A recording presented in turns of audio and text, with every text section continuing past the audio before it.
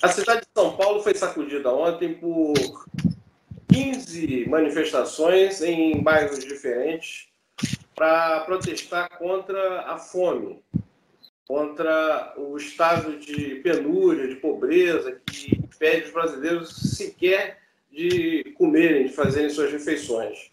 Então, a Central de Movimentos Populares organizou e realizou ontem 15 manifestações contra a fome. O coordenador da Central de Movimentos Populares, o Raimundo Bonfim, está aqui para conversar com a gente. Tudo bem, Raimundo? Como vai? Tudo bem, Chico? Obrigado pelo convite. Estamos à disposição para conversar um pouco com o pessoal que te acompanha aqui no canal YouTube sobre essa importante iniciativa que nós realizamos ontem na cidade de São Paulo. Vamos bater um papo. Obrigado por você ter aceitado o convite. Vamos bater um papo sobre isso, mas antes vamos ver um vídeo com as manifestações que ocorreram ontem. Vamos dar uma olhada. Os milionários desse país ficando mais ricos e o povo do lado de fora, né? E o povo do lado de fora passando fome. Isso é uma vergonha. Por isso que nós, Movimento Filial da Central, Movimento Popular, estamos aqui novamente, não só aqui, mas em diversos locais, para denunciar isso. Essas foram as manifestações que ocorreram ontem em 15 bairros de São Paulo contra a fome. Raimundo Bonfim, da Central de Movimentos Populares, vai explicar para a gente como organizou esses protestos. Ô, Raimundo, quer dizer que o Betinho criou o Natal sem fome, né? Mas parece que a gente vai ter esse ano, em 2021, um clima diferente, vai ser o oposto, né? Chico, é muito triste e até revoltante, eu diria, a gente ter chegado a essa situação que nós nos encontramos, né? 20 milhões de pessoas passando fome, quase 15 milhões de pessoas desempregadas, o aumento da pobreza, pessoas disputando carniça com urubus, em fila de açougues, à procura de ossos, enfim, em caminhão de lixo, né, revirando os lixos para tentar saciar sua fome, num país que é o terceiro produtor de alimento, num país de terras agricultáveis, muitas, vastas terras agricultáveis, um país que tem terras férteis para ser plantada, né, de alimentar o seu povo, a gente chega numa situação dessa de fome, né? São 117 milhões de pessoas na insegurança alimentar, mais de 50 milhões de pessoas na miséria, o aumento da pobreza absoluta aumentando de forma assustadora. Como você disse, nós temos dois paralelos, Chico. Um com o movimento contra a carestia, que alguns chamaram de movimento contra o custo de vida, que eclodiu no Brasil no final dos anos 1970, início dos anos 1980, sobretudo a partir das periferias da Zona Sul aqui de São Paulo, mas que depois tomou caráter nacional, diante da inflação, do desemprego, daquele momento, né, da fome, né, e até saques a supermercado diante da gravidade. Então, você veja que, passados 40 anos, pouco mais de 40 anos, a gente vive numa situação, eu diria, até piores do que aquela. E, como você mencionou, logo no início da década de 90, preocupado com a questão da fome, o desemprego, a miséria, o Betinho criou a Ação da Cidadania, naquele primeiro ano que ficou todo o Natal com aquela campanha Natal Sem Fome, de arrecadação de alimentos, de cestas básicas para distribuir para a população. E o Betinho sempre falava, é importante a gente promover as ações de solidariedade, mas é importante a gente debater as causas da fome, né? E esse movimento que a Central de Movimentos Populares organizou ontem, que nós denominamos de marchas por emprego, contra a carestia e a fome, marchas da panela vazia, é exatamente para a gente denunciar as verdadeiras causas que levam as pessoas a passarem fome. Nós estamos promovendo ações de solidariedade? Estamos distribuindo cesta, verduras, itens, isso é importante, mas isso só não resolve a questão, né? Nós não podemos viver num país, apesar de toda a desigualdade social, um país que tem recursos naturais, recursos energéticos, um país que tem tudo para alimentar o seu povo, viver de distribuição de cesta básica. Então, por Pois isso... a grande contradição é essa que você acabou de falar, né? O Brasil não é um país qualquer em dificuldade financeira, de dificuldade econômica. A gente vê a distribuição aí do orçamento 2022, o tal do orçamento secreto, o fundão, quanto vai ser gasto no fundão eleitoral. Então, assim, o país tem dinheiro. Porque tem muita gente que tem a ideia de que o Brasil está numa grande crise econômica e não tem dinheiro. O Brasil está em crise econômica, porque não cresce, a economia não cresce, a gente tem inflação e tal, mas o Estado brasileiro tem dinheiro, até porque a arrecadação de impostos cresceu e a gente vê esses valores sendo mal distribuídos. Por um lado, isso, e por outro lado, uma política econômica que não favorece a criação de empregos. O desemprego atinge 14 milhões de pessoas, então a gente não é um país pobre. E, além disso, você citou, o Brasil é um dos primeiros, um dos maiores produtores de alimento do mundo. Essa contradição de ter tanto alimento sendo produzido aqui e tanta gente passando fome é um negócio devastador, né? Não tem como responder a isso, como justificar uma coisa dessa, né? A única coisa que justifica é uma burguesia nojenta, né? Uma elite perversa com o seu povo mesmo, né? Essa é a única justificativa, como você falou, né? O Brasil não é um país pobre, o Brasil é um país de muitos pobres, né? Veja que agora, em plena pandemia, aumentou o número de bilionários no Brasil, enquanto o povo, milhares de pessoas entrando para o estado de pobreza. Falta jatinhos para os ricos bilionários alugarem, tá? A escassez, a procura de jatinho está maior, a demanda por jatinhos está maior do que a capacidade de produção e de aluguel, enquanto o povo não tem comida. E nós, a maioria dessas marchas, Chico, nós promovemos em frente a supermercados, exatamente para dizer o seguinte: comida tem, né? Ela pode até ser, e muitas delas envenenada, porque vem do agronegócio, com agrotóxicos, mas, felizmente, nós ainda não estamos passando por uma crise de desabastecimento. Poderá vir a ocorrer, mas ainda nesse momento não. Então, comida tem. O que falta é emprego e dinheiro para as classes populares, para o povo mais pobre comprar os seus alimentos, né? Então, também isso é uma contradição, quer dizer, não é um país que está faltando, ao menos por enquanto, comidas, diferente de outros países do mundo que têm escassez. Aqui não, tem alimento, tem comida. A questão é de que esse orçamento, como você falou, o Brasil tem recursos, tem orçamento, ele não é destinado para quem precisa, né? Ele é destinado para as camadas do andar de cima, né? Para os interesses da burguesia, para o agronegócio, sustenta a alta taxa de juros, a dívida pública até. Então, é para isso que é usado, infelizmente, o orçamento público do nosso país, né? O povo está fora do orçamento, né?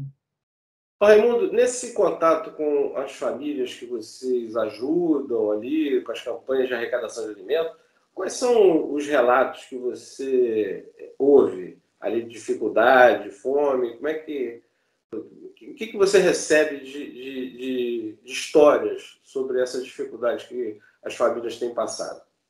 As dificuldades mais relatadas, Chico, são 3. A questão do emprego, né? Você vê as pessoas, inclusive, você se depara com pessoas que participam das associações de moradores, dos grupos populares da periferia. A pessoa estava empregada, a pessoa chega e relata: olha, perdi meu emprego, ou lá em casa, minha companheira, o meu companheiro, meu filho ficou desempregado. Então, a questão do emprego é um relato cotidiano dessas famílias com as quais a gente lidar no dia a dia, atua no dia a dia. A segunda preocupação que aparece é a questão da carestia.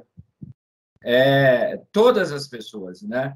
É a questão do aumento, né, da inflação, eles não chamam inflação, né? O povão, né? As massas chamam, tá tudo caro, né? Ninguém aguenta mais, né?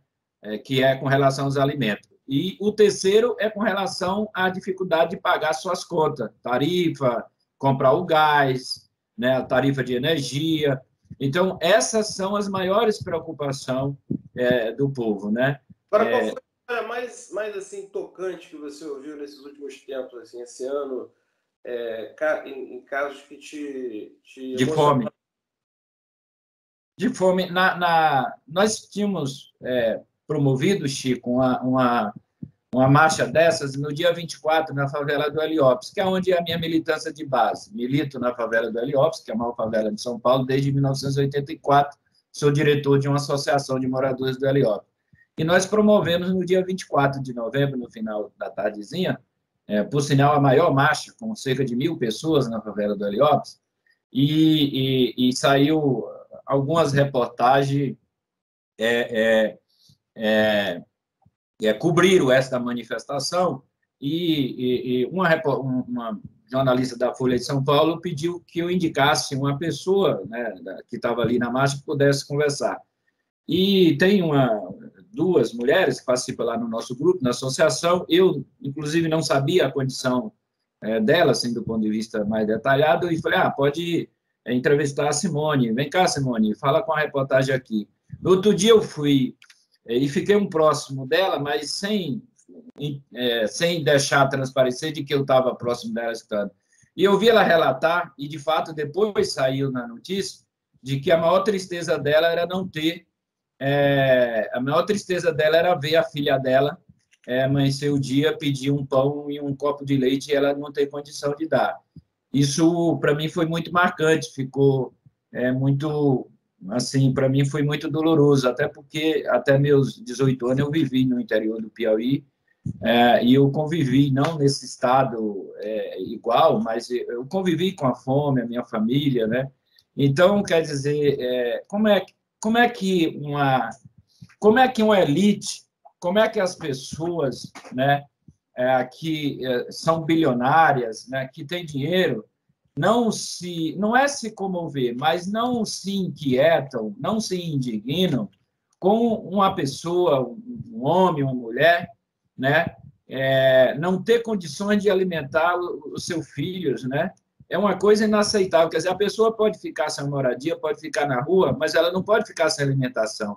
A pessoa pode ficar sem uma educação, que tudo isso já é uma tragédia, mas sem alimentar, a pessoa não tem condições até de pensar, de raciocinar, né?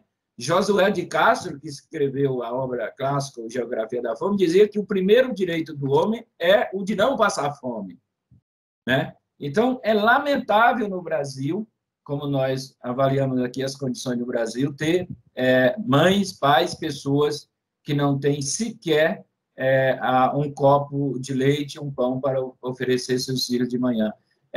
Em 2020, teve relatos, Chico, termino com essa introdução, de que muitos pais e mães, principalmente as mães, deixavam seus filhos dormirem até mais tarde, ao invés de acordar mais cedo, 7 horas, 8 horas da manhã, dormir até mais tarde, porque aí eles eliminariam o café, eles não tinham condição e já partia por almoço.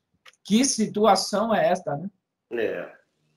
Ô, Raimundo, você acha que, de alguma forma, essa elite que você falou se comove, esses protestos chegam até ela ou não?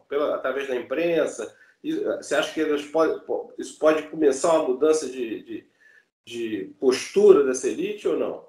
Ou você não tem a nossa intenção é que sim, Chico, mas assim, há 521 anos de país, eles atuam dessa maneira, né?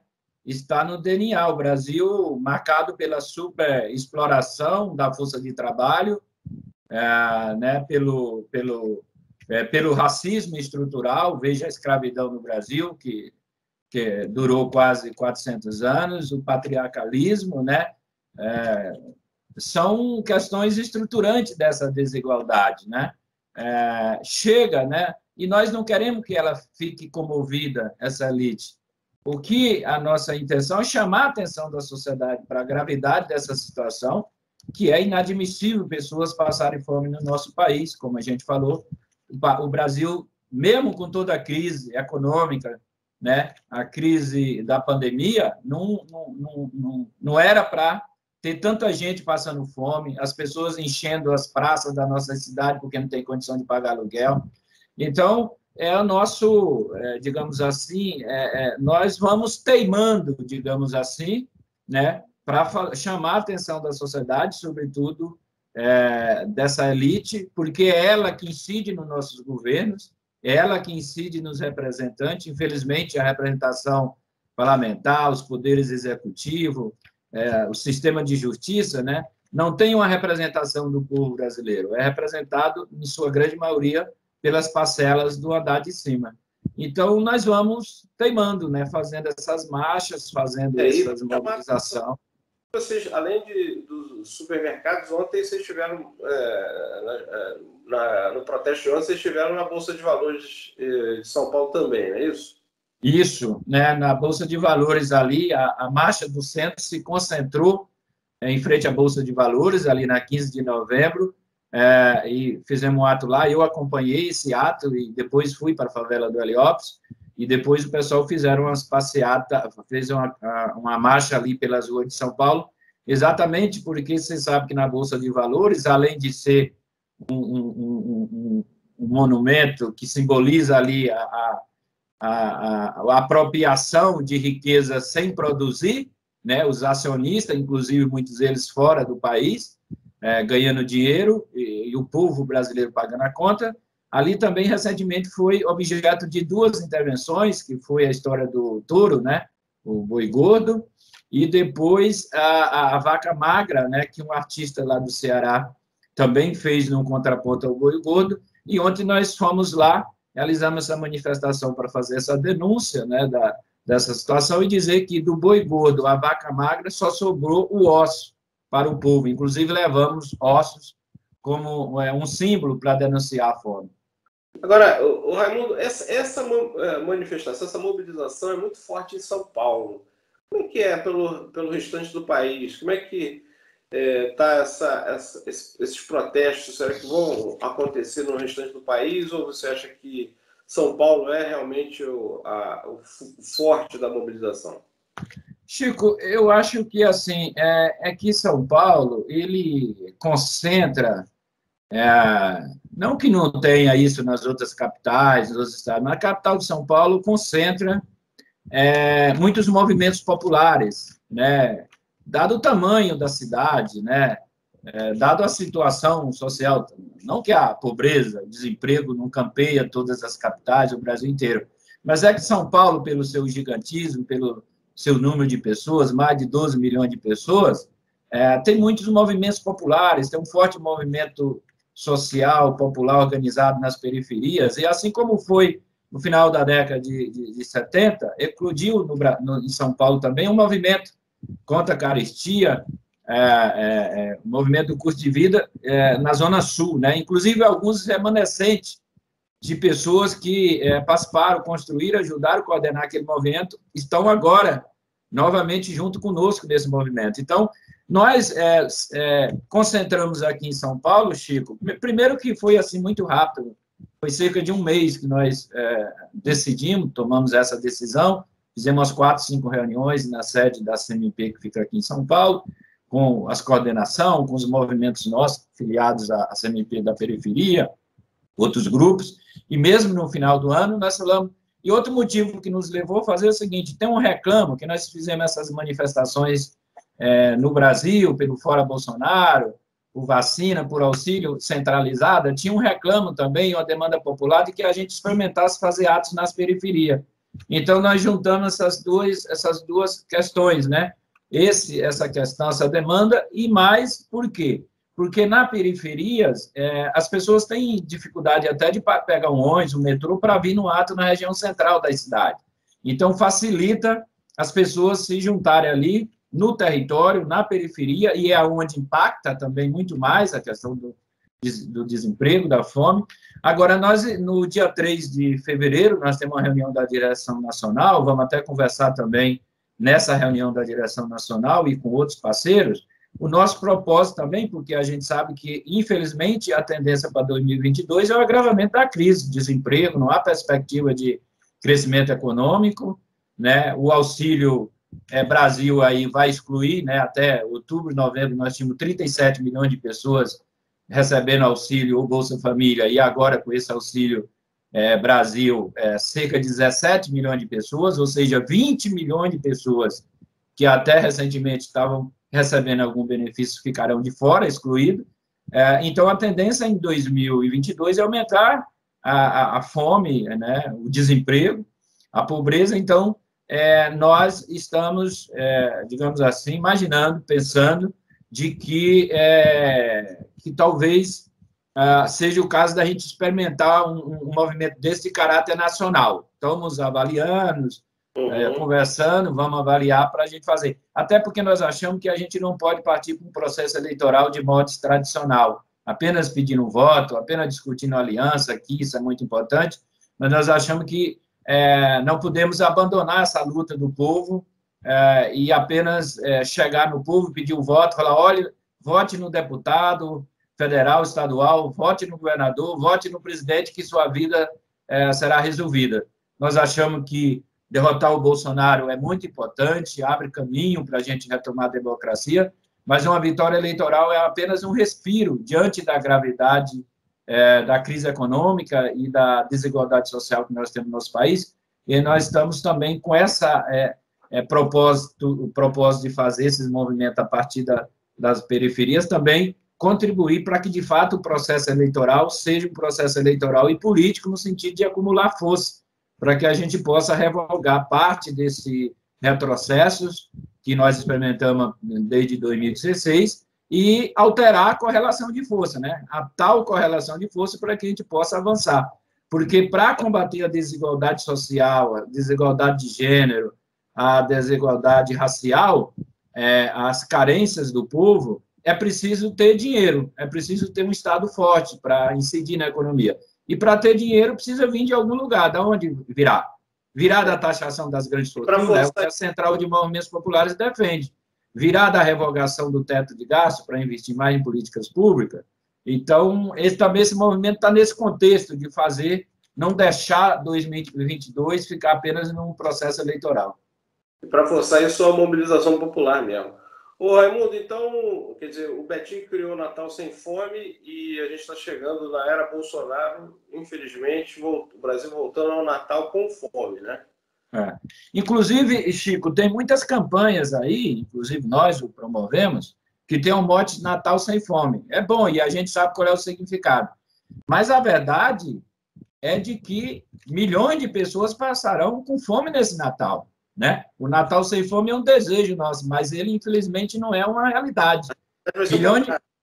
Exatamente, milhões de pessoas não terão sequer condições de comprar um presentezinho ali para um filho, para um parente, e muito menos preparar uma ceia básica para o Natal ou um almoço para o Ano Novo. Então, veja que a questão das campanhas contra a fome, da carestia, o custo de vida, também elas ocorreram ali no final do regime militar, né? Mas ainda estava. Agora a gente volta 40 e poucos anos também num momento de viés de autoritarismo, né? De um governo autoritário genocida. Então, a questão autoritária, a questão antidemocrática e a fome e o desemprego, elas sempre estão andando juntas também. Estou ligado, né? Tá bom, Raimundo, te agradeço pela entrevista. Espero que as coisas mudem rapidamente, porque muita gente sofrendo, né? Mas eu sei que a mobilização é uma das formas para forçar que essa mudança aconteça. Obrigado, tá, Raimundo? Obrigado, Chico. Parabéns pela iniciativa. Estamos sempre à disposição, é só entrar em contato. A ideia nossa é isso, promover ações de solidariedade, por um lado, e, por outro, promover lutas. Obrigado. Você que está assistindo, se inscreva no canal, ative o sininho, que aí você vai ter informações sobre os novos conteúdos do canal. Obrigado e até o próximo vídeo.